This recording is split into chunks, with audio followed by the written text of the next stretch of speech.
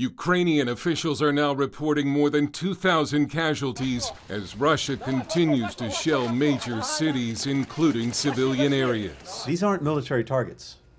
They are places where civilians work and families live. This is shameful. Representative Victoria Spartz has family and friends in Ukraine. This is barbaric and brutal to the level of unbelievable.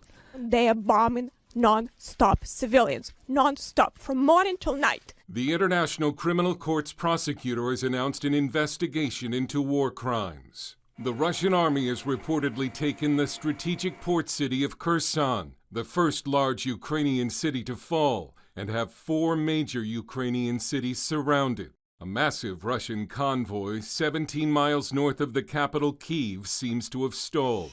The war in Ukraine also continues to push oil prices higher to $120 a barrel today, levels not seen since the Obama years, and it's hitting Americans squarely in the pocketbook. The last time I filled it up was about 110. I'm gonna pay right now for 30 gallons, this $120. Oh, $150.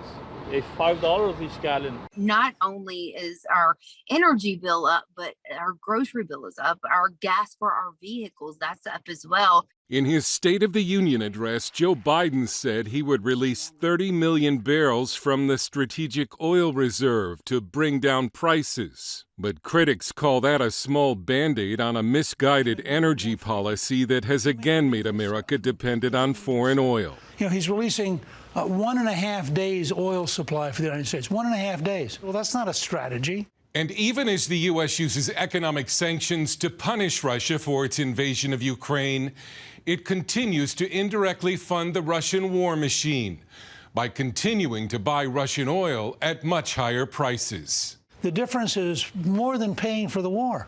So you can talk about all these sanctions, but all Putin has to do is look at the bank account, and every morning the U.S. is buying more Russian oil. Last year, the U.S. bought almost 250 million barrels of Russian oil.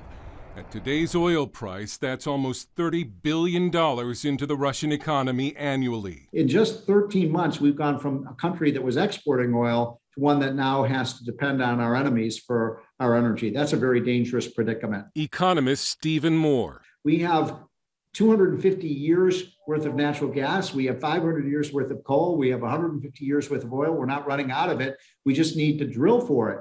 And that's not happening right now. And that is unfortunately playing into the hands of our enemies. Just last week, the White House put new restrictions on building liquefied natural gas terminals in the United States and put a moratorium on new energy leases on federal lands. And one of the first things Joe Biden did as president was to cancel the Keystone XL pipeline project. But it is a much more serious situation for the Ukrainian people. The UN says 1 million have fled Ukraine for neighboring nations since Russia invaded the country a week ago, setting off the fastest exodus of refugees in this century. Dale Hurd, CBN News.